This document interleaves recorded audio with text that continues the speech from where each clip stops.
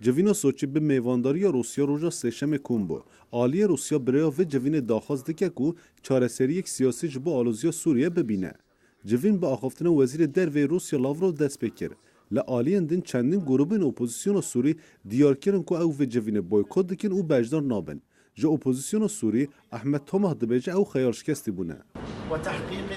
شان دا اپوزیسیونا سوریج بو چارەسەریەک سەرفراز و پێواژووەک ئاشتیانەش بوو دەربازبوونا بەر بە دیموکراسی و بهیوی هاتینە وێ دەرێ لێ ئەم خەیال شکستی بووین ji ber ku çi sûz nehat nebcih anîn bombebaran nerawstiyaye ala Sûrî û dirûşmeyên wan cihê xwe girtine. Ji ber vê yekê em dibin ala hikûmeta Sûriyê da beşdarî civîna Sûçî nabîn û em ê vegerîn Enqerê. Di civînê de biryara nivîsandina destûra bingehîn hat dayîn. Nûnerê taybetî netewên yekgirtî bû Sûriye stevin demîstora ji di axaftina xwe de bal kêşan li ser nivîsandina destûra bingehîn.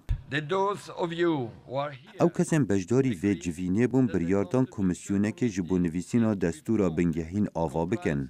Demîstura piştî civîna Sûçî pirsên çapemeniyê bersivan û dibêje ji bo nivîsandina destûra bingehîn 45 kes yê bê hilbijartin û di civîna Cinevê de ev naviye bê diyar kirin. Her wiha wî got nûnerên aliyên grûpên beşdarê civîna Sûçî nebîn je yê divê komisyonê de cih bigirin.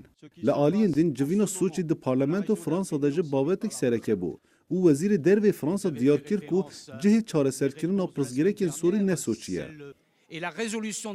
Ev krîza han wê bi piştgiriya netewên yekgirtî li Cinevê bê çareserkirin ne li Sûçî. Şerê giraniyê Sûriye ve 7 sala berdewam e û niha aliyên şer dikin dixwazin ber bi dawiyê ve biçin û çareseriyek siyasî bibînin. Lê rastiyên şerê dijwar li Sûriye bandora xwe daniye li ser maseyê çareserkirina pirsgirekan. Her wiha gelek alî ji bêhêvî ne ku encamek mayînde ji vê civînê derbikeve.